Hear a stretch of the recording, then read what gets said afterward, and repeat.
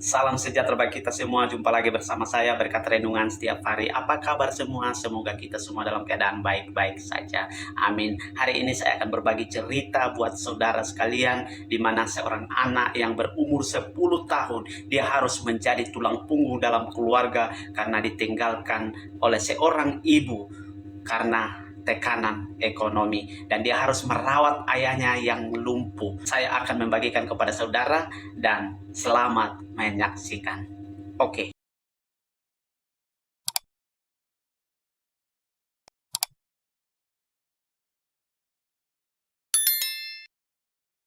Sangda harus menanggung beban hidup yang berat ketika usianya masih sangat belia. Tahun 2001 ketika usia hanya menjelang 10 tahun, Sangda harus menerima kenyataan. Ibunya lari dari rumah. Sang ibu kabur karena tak tahan dengan kemiskinan yang menderah keluarganya.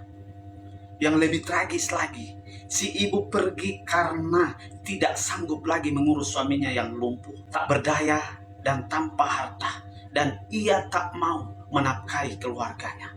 Maka Sangda yang tinggal berdua dengan ayahnya yang lumpuh harus mengambil alih semua pekerjaan keluarga.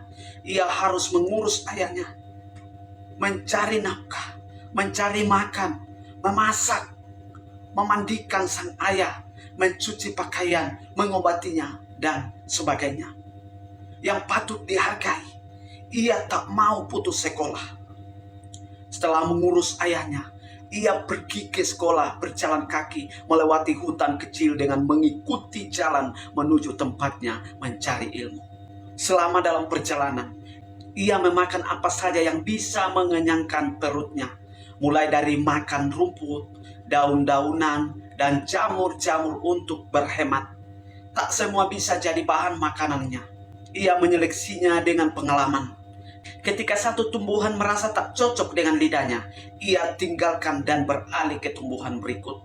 Sangat beruntung karena ia tak memakan dedaunan atau jamur yang beracun.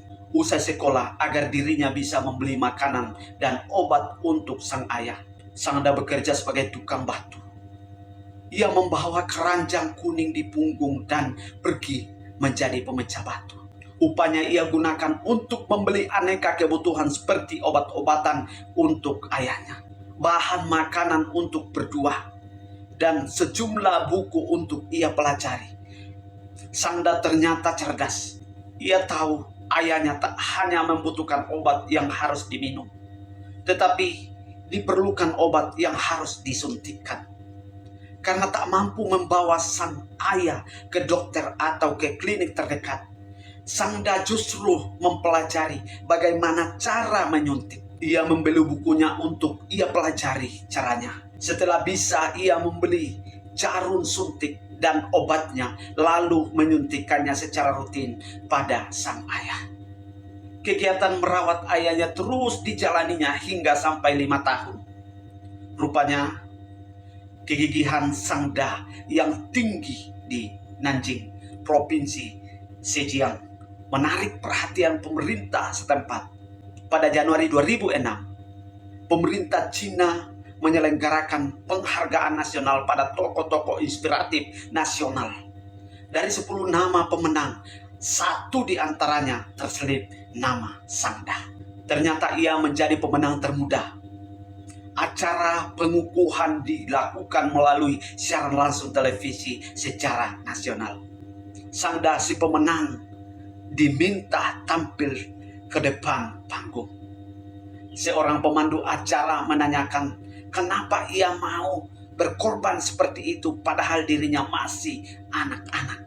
Hidup terus berjalan, tidak boleh menyerah, tidak boleh melakukan kesalahan, kejahatan, harus menjalani hidup dengan penuh tanggung jawab, kata Sangda. Setelah itu suara gemuruh penonton memberikan aplaus.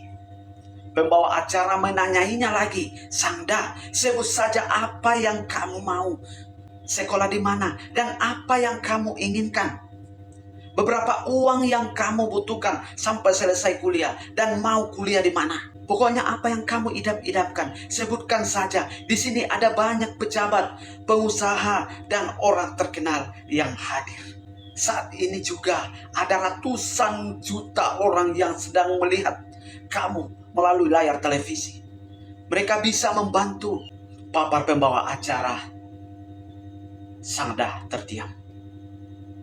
Keheningan pun menunggu ucapannya.